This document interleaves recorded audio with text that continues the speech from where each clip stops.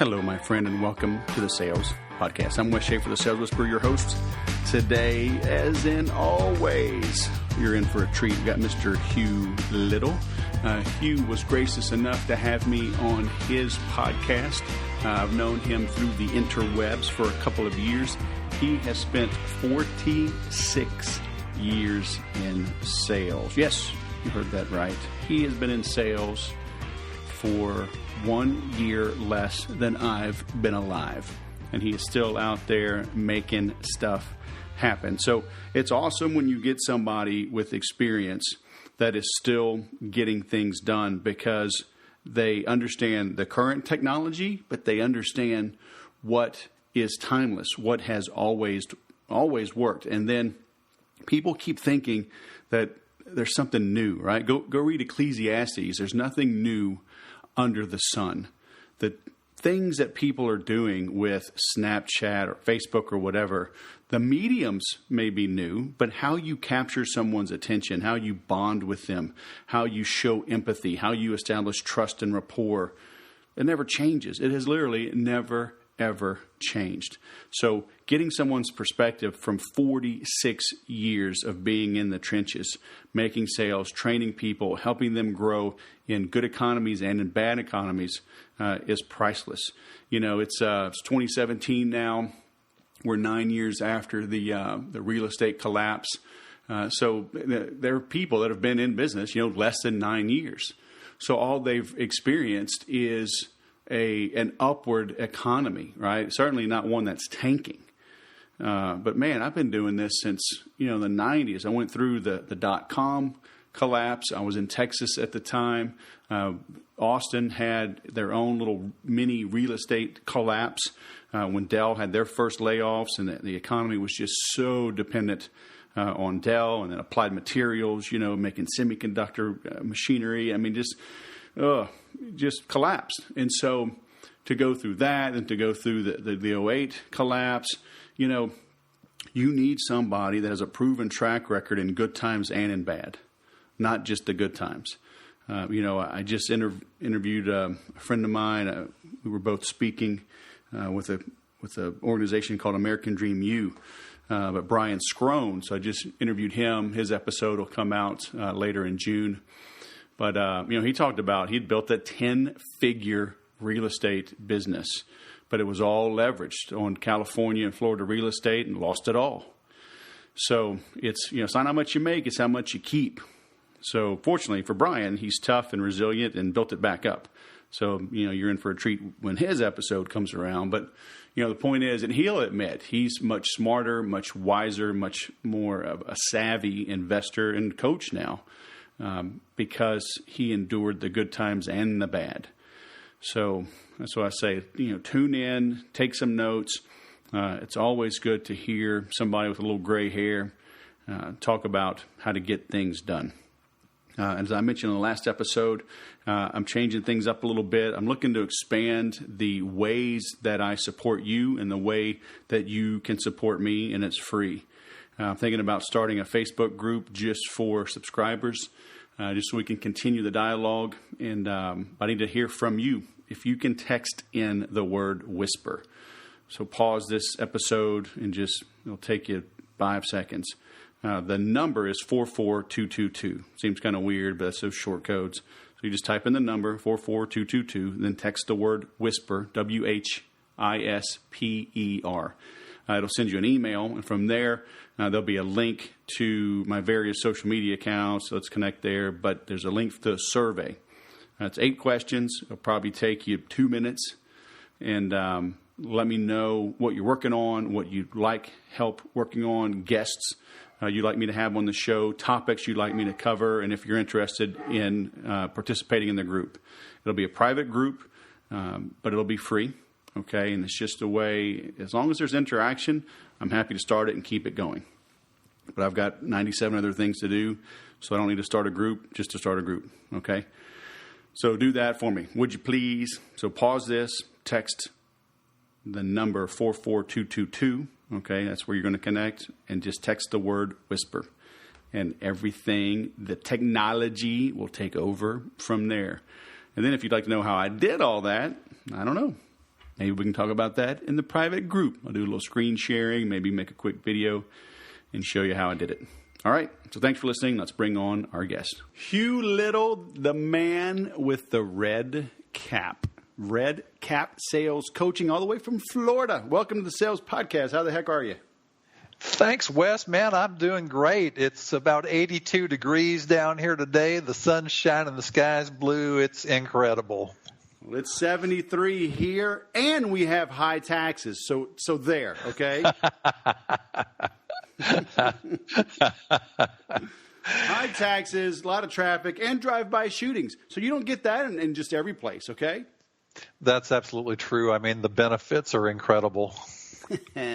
So what is this red cap sales coach? And tell me, I was on your show once, and but you got to ask me all the questions. Now the tables are turned. What's up with the red cap? Well, Wes, the businesses that hire us double their sales and their income in 90 days or less, and we guarantee that. Whoa. Absolutely. And we guarantee it because we've seen it happen so many times with our clients. And, of course, that guarantee, there's one caveat, and that is that they have to do what we teach them to do. If they don't, then and they don't succeed, then that's on them. Right. If they do the things we teach them to do, we know from experience and from watching other clients do it that they absolutely can double their income and their sales in 90 days or less. They can do that. Now, what size company? Like, could Apple hire you and you could make them like $1 trillion company in 90 days? No, we work with entrepreneurs, small businesses, and salespeople. All right. But just your typical, chiropractor kind of, in a strip mall sort of business or what? We do work with chiropractors, and we work a lot with coaches. Okay.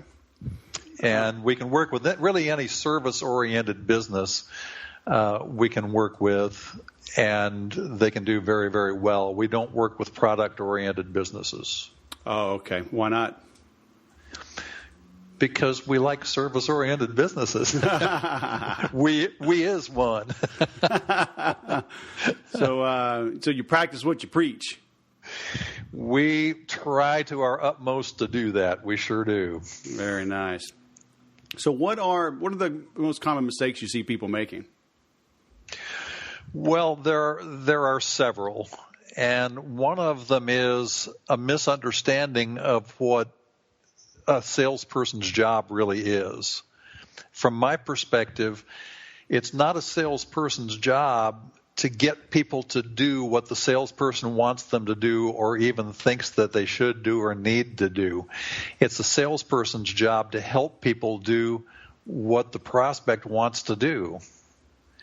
Pure and simple. That's it. So the focus in a good sales conversation is always completely on the prospect, what they want, what they need, what they think, how they feel, what their situation is, what's going on in their life or their business that they don't like and they want to get rid of. Or what is it that they really want in their business or their life and they don't have it, and they do just about anything to get that, and it's a goal. Right. Those are the kinds of things we need to find out, and we can do that if we learn how to do an effective sales conversation. I thought it was our job to talk fast, buy drinks, and trick them into signing around 2:30 a.m. and they don't really know what's going on. Have I been doing this wrong? You may have been. It's a possibility. Man, now you tell me. Well, that's another misconception that people have, is that the people who are good salespeople are really good talkers. And you hear people say things all the time like, oh, they just talk so well, they could sell ice boxes to Eskimos. They should really be in sales. Right. And the fact of the matter is that the two very most important skills that you can possibly have and develop in selling are asking good open-ended questions and listening very carefully, listening with your ears, with your brain, and with your heart. And if you do that and you find out what's going on with your prospect, and if you have a product or a service that will really meet their needs, then all you have to do is effectively communicate what's in it for them if they work with you. Right. And you get a sale. So when you go into these service-oriented companies, are you diving into technology with them, or is this purely human being skills training, interpersonal relationships, and engaging in the sale and prospecting? The only thing that we really do technology-wise is work with clients on their social media and specifically on the sales copy in their social media pages.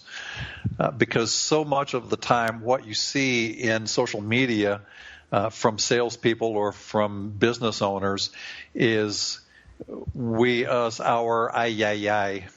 And that's a mistake from my perspective.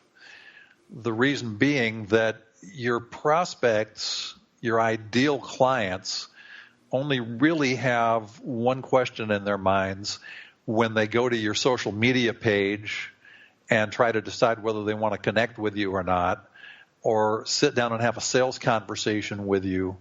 The only thing on their mind is what's in it for me if I do that. How's my life going to get better? How is it going to get more productive, more profitable, easier?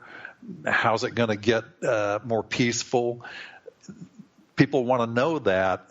And typically in marketing and advertising copy, what you see is, well, we've been in business for 25 years and we help people do this and that, and we have this much education, and I just have a passion for helping people do whatever.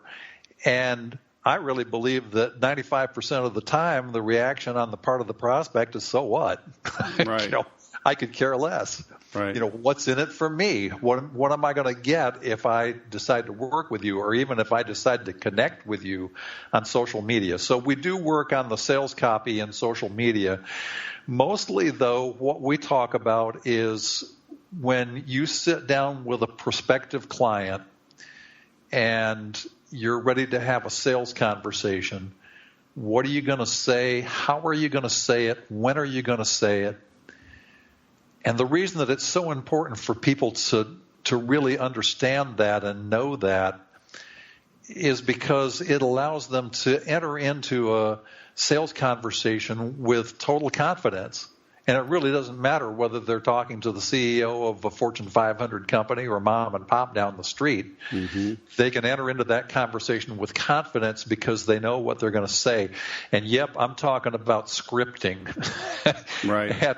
And for some salespeople, some business owners, that's a really nasty word, right. And I hear objections like, well, I don't want to be scripted because it'll sound canned, and I just want a free flow. I just want the conversation to go wherever it goes, and I don't want to think about what I'm going to say, and that's ridiculous. Right. Because think about this, a couple of things. First of all, if you're going to have a conversation with anybody about something that's really important to you, the outcome of that conversation is important. Doesn't make any difference if it's your significant other, if it's one of your kids, if it's a friend, if you're going in to ask your boss for a raise, whatever it is that's really important. You play that out in your mind. You think about what you're going to say, and even more importantly, you think about how you're going to say it so that the other person is cooperative and they don't get upset with you. And you even do some thinking about, what if they say this? What if their reaction is this? What am I going to say then? Mm-hmm. So we do it all the time, and the outcome of a sales conversation is tremendously important. It's important to the salesperson, and even more importantly than that, it's important to the prospect.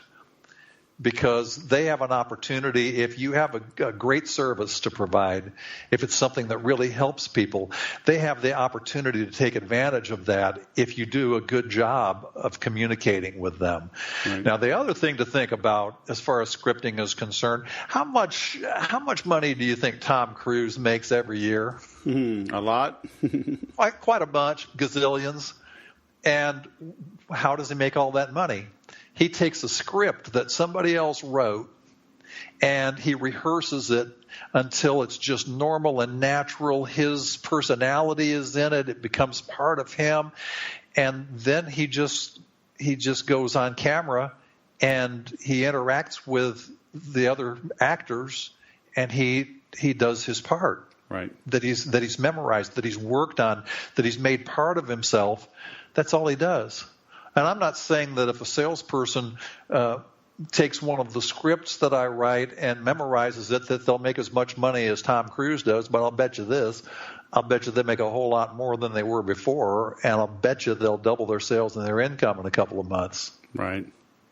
Is there anything, are there any standards like that cross all industries? Do's or don'ts, or how to open a call, should they leave a voicemail message? Are there any just hard and fast rules that just always apply?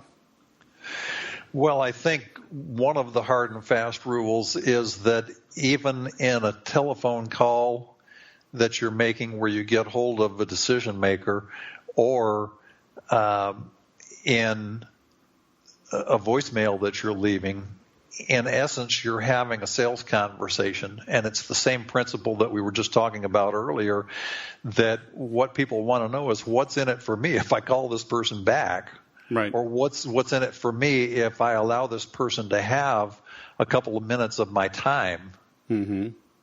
So rather than opening a telephone call with somebody by saying, "Hi, this is Hugh from Red Cap Sales Coaching, and I'm calling today because I want to tell you about the wonderful things that you can learn and the wonderful income that you can increase." Start off by asking a question or a couple of questions. Now, is this if they actually answer, or is this like a voicemail? This is if they actually answer, and in a voicemail you can also ask a question. Okay. Wanted to find out how valuable it would be if you really could dramatically increase your sales and your income over the next 90 days. Let's talk about that. Here's my telephone number. Or even better than that, curiosity sometimes works very, very well. And it's with a number of my clients, it's really increased the number of callbacks that they get. Because too often salespeople, when they call and leave a voicemail, try to tell the prospective client everything about why they're calling. Right. And you can just raise a little curiosity, even if you say something like, "I'm calling because I have a couple of quick questions that only you can answer. And it would be so great if you would just give me a call back. It'll just take a minute or two. Here's my telephone number. I'm here from 8 to 5 every day. Please give me a call back." Well, that raises the person's curiosity. What are the questions? That I'm the only one that can answer them. I kind of like that. So right. Maybe I'll call them back and find out. But if I tell them everything about why I'm calling, that I'm a sales coach and I'm calling to ask them to do this or that or the other thing, then they can go ahead and make a decision just based on that telephone call about whether they want to call back or not. And if I don't happen to hit just exactly the right chord, I'm not going to get a call back. I don't need any of that sales coaching stuff. And they don't call. What about the old, because I just got this. I mean, I was driving back and I listened to my voicemails, and it's the old, hey, this is Wes Schaefer. Can you give me a call back? Here's my number. Like, he didn't tell me why. Mm-hmm. And those, I'll have my assistant call him because maybe it's legit, but I mean, my gut says it's not legit. Well, if there's not any good reason for you to call, if there's nothing in it for you, why would you call? Yeah. I mean, it bugs me when they leave these kind of messages. And it's like, tell me something. Yeah. Right? You're just going to trick me into calling you? I mean, good grief. So how long have you been doing this? Well, I've been selling for a little over 46 years. Wow. Started off in financial services and retired from that after about 19 years, and quickly decided that I was way too young to be a gentleman of leisure. So I ended up selling a variety of things for different folks, and my last actual job was working as the sales manager for a local dairy up in Colorado. They were great, man. They had their own cows and bottled in glass bottles, and it got delivered once a week to your doorstep, right in a cooler on your doorstep, 24 hours out of the cow. It was just really cool. And I had a team of 12 salespeople who went out and sold subscription service for the delivery. And so that was my last job. And in October of 2008, I started Red Cap Sales Coaching, and I've never had so much fun in my entire life. So how did you launch that? So it was 2008, you said? Yep. Wow. Didn't you know the economy was about to collapse? Well, I had no idea, but even if I had thought that the economy was going to collapse, I probably would have done it anyway, because after a while, you kind of get tired of working for somebody else. Even if you have a little bit of time freedom, it's still working for somebody else. And my wife and I had talked for years, really, because I was managing salespeople and writing sales manuals and teaching and training and going out on calls with people. And why shouldn't I do that for myself and have no cap on my income? Why should I do all of that for a salary? Right. Was kind of the thought behind it. And I've never been sorry, never looked back. Yep.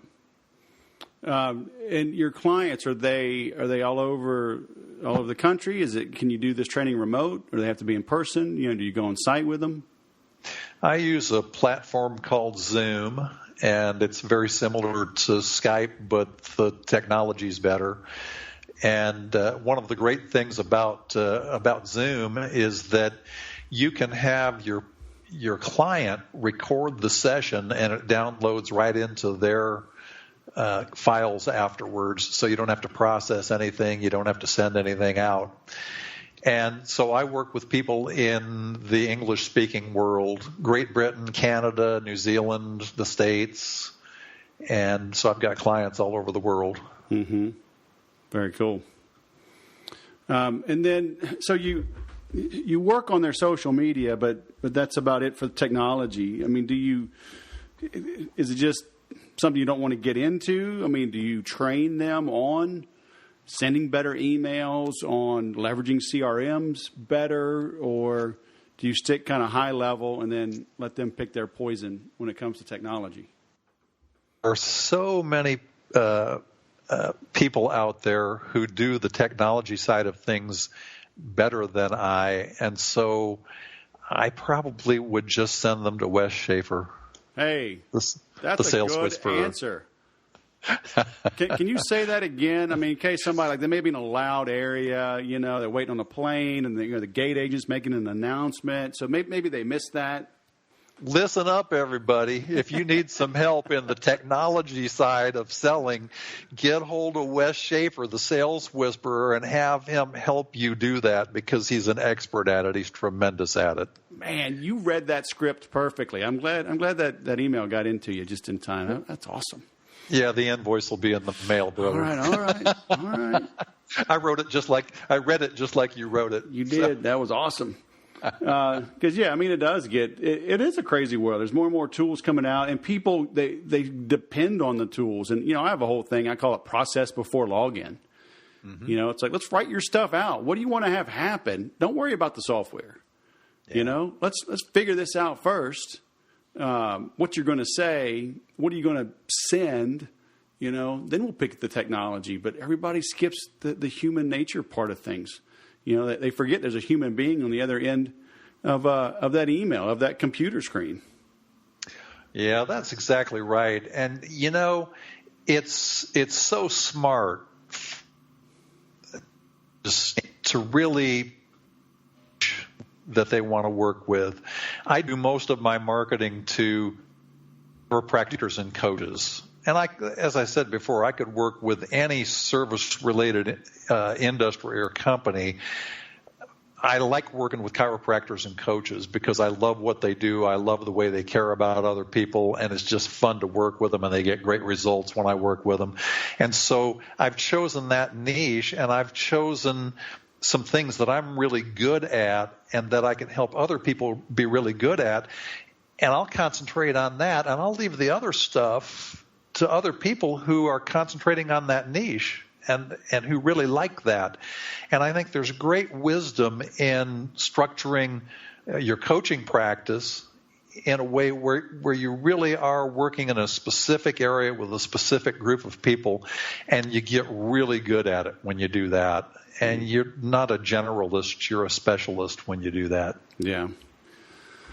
Yeah. Amen. So, all right. So chiropractors and coaches, but can you still work with any type of service industry, or do you like to just keep it really focused and tight like that? Well, I do the marketing with those two groups, chiropractors and coaches, but I'll work with marketing companies or heating and air conditioning service people. Oh, gotcha. I'll work with really and truly marketing companies, anybody that does service-oriented kinds of things I can work with and help them get really, really good results and truly increase their conversion ratios tremendously.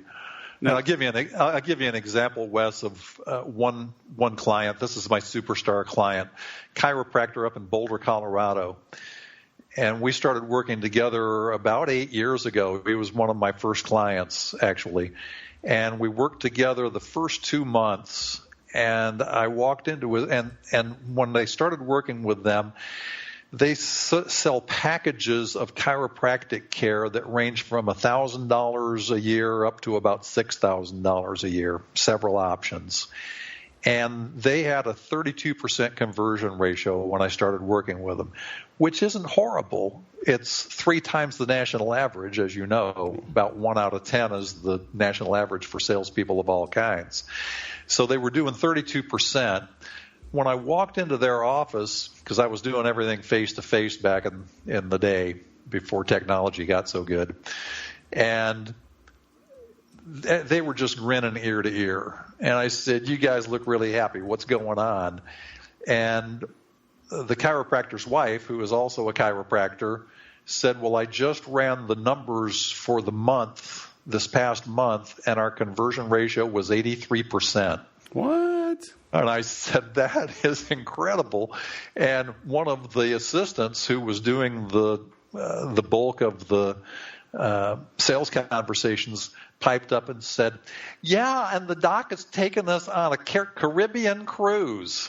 And I said, "Hey, that's awesome. Hey, doc, are you taking your sales coach with you?" And he said, "No." Oh, that ain't right.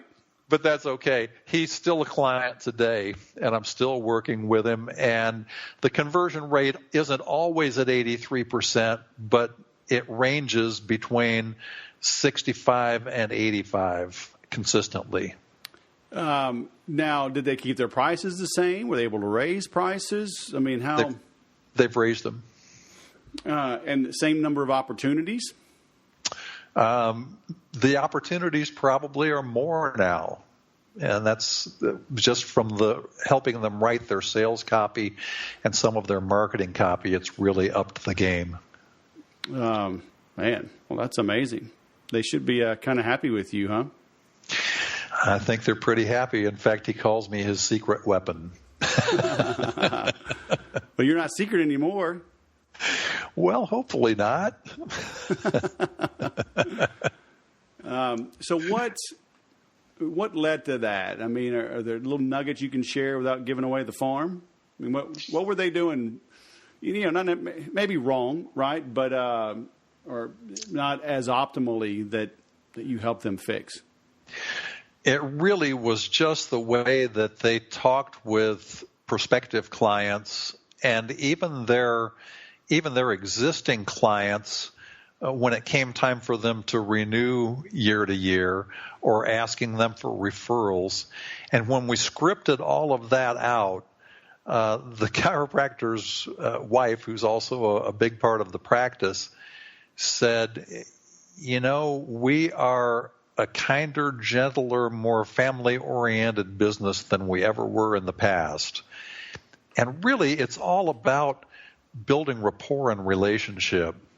So she's saying with your training, they became friendlier? Yes. Cool.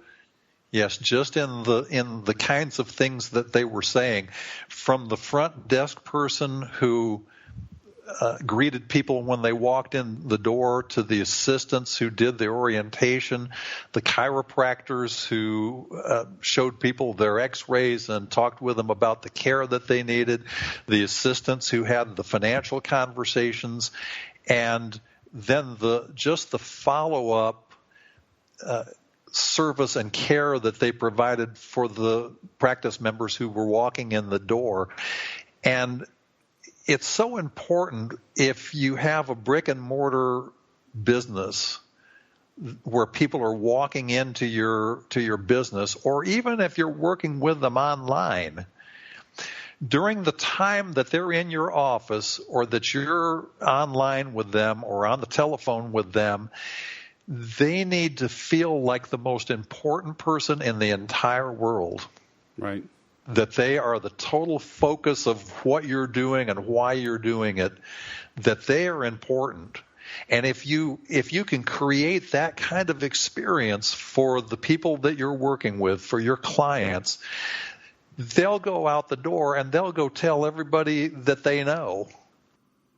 Chiropractor is so cool, or my coach is so cool. You wouldn't believe this person is just the best person. If your back hurts, or if you need some help figuring out what you want to do next in your life, or if you need help with sales, or if you need help with marketing, if you need some coaching, you need to go to my coach, or you need to go with my chiropractor, because they're phenomenal. And they just take such good care of me. That's how we want people talking about us. And you just have to do and say the right things to create that, to make that happen. And that's part of the reason that they've grown and prospered. And now they go out and work with other chiropractors and teach them to do the same thing, and have me teach them to do the same thing. It's incredible. So you're saying you can make more sales without being a high-pressure jerk, and that word-of-mouth referrals can be garnered and created on purpose? Absolutely. And in this day and age, in this marketplace, you can't be successful in selling by being a high-pressure jerk. People are too sophisticated now. They've already checked to see what you're doing and how you're doing it, and they're reading your reviews. And if you don't take care of the people that you work with already, nobody else is going to do business with you. And if you don't treat people as though they are the most important thing in the world, and listen to them carefully and find out what they need, you're not going to be successful selling to them. Right. If your focus isn't 100% on them, they will sense that. Wes, you know this. There's an energy that passes between a salesperson and a prospect, And if you're thinking about the amount of money that you're going to make if you make this sale, or the fact that your sales manager told you that you had to make some sales this week, or that was curtains, you're not going to have a job anymore, or if you're thinking about the stack of bills on your desk that you need to pay and you got to make a sale, or you're thinking about the fight that you had with your significant other just before you walked out the door, or your kids are driving you nuts, or you're going to go down to the bar and have a few drinks with your friends after work, if you're thinking about any of that crap, instead of being focused on what your prospect thinks and wants and needs and feels, they will sense that and they won't buy. Right. We've all experienced that. You've had people try to sell you things, Wes, and maybe they do a pretty good job of telling you, what the benefits and features are, and it's something that you kind of like, and it's priced pretty well. And you get down to the point where they ask you to make a decision and take action, and you just get this feeling in your gut that there's something wrong. And so you say, let me think that over for a couple of days, and I'll call you. Or think it over. Yeah, I need to talk with Uncle Charlie. He gives me financial advice, and so let me talk to him. I'll call you back. Yeah. Or, listen, I'm going to check around with a couple of other coaches or chiropractors or whatever and find out what they're doing. I'll call you back, if you win the beauty contest. And, of course, they never call. Right. What's going on, I believe, in a high percentage of cases when that happens, is that the salesperson was not focused 100% on what that prospect needed and what they wanted, weren't focused on them, weren't listening carefully. And it's a huge difference, and people can feel that. Right. Amen. All right, man. So for people that are feeling you, where should we send them to learn more about Red Cap Sales Coaching? I'm guessing maybe like redcapsalescoaching.com. They can go there.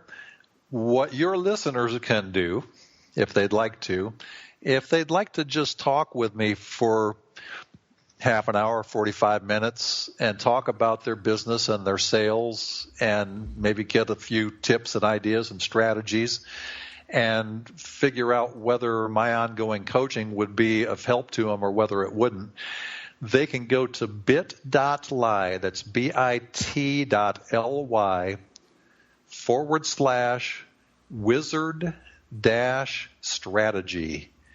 And that's all lowercase. bit.ly/wizard-strategy. That's my calendar. And cool. They can arrange a time to meet with me, and we'll talk. And I want to make something really clear, too. A lot of times people hesitate to take advantage of an offer like that because there's no charge. There's also no obligation and no pressure, so nobody's going to twist your arm. If you want to talk about ongoing coaching at the end of the call, you're free to do that and be happy to talk with you about that. If not, you can take what you learn, go apply it in your business, and I'll wish you the very best. Yeah. So don't be scared, folks. I'm just a big old fuzzy cream puff guy. That's awesome. All right, Hugh Liddle, Red Cap Sales Coaching. Thanks for taking time out of your paradise weather and sharing some words of wisdom with us. It's been awesome. Wes, I've just had such a good time, and I really appreciate it. And by the way, Wes has already been on Sales Chalk Talk, which is my podcast, and he's going to be on again very shortly. So you can go to iTunes or Stitcher or Google Play or any number of places, and you can find Wes's interviews. And let me tell you what, he's going to give you a ton of value. He did the last time, and he's going to do it again. So don't hesitate to tune into those as well. Yeah, and y'all just do what Hugh says, okay? I'm just saying. That's right, because Wes is the man. He is the sales whisperer, folks. That's it. All right, Hugh Liddle. Thank you, sir. It's been fantastic. Thank you. Double your sales in 90 days guaranteed. How about them apples, huh? So who's going to take Hugh up on that little challenge? If you do, let me know. It'll be great to do a case study and maybe even have you on as a guest if you made that happen. If you're up for it, if you're up for getting a little publicity. Like I said, it's great having somebody with experience. Hugh's just a good guy. No BS. What you see is what you get. He brings, 46 years of experience. So good times and bad, right? Getting you through the malaise of the 70s, the S&L crisis of the 80s, oil issues, Iran, hostage crisis, impeachments, .com collapses, real estate bubble collapses. So, hey, if he's still around, out there making it happen, mixing it up, maybe he can help you too. So let me know if you do that, all right? And like I said at the beginning, please let me hear from you. Text the word WHISPER to 44222. You'll get an email, take a quick survey. Let me know what you are working on, how I can help, who you'd like me to have on, what topics you'd like me to cover, and if I should start a private group. Your feedback is appreciated. And as always, please do leave a review, a 5-star review, share this, and always remember to sell different.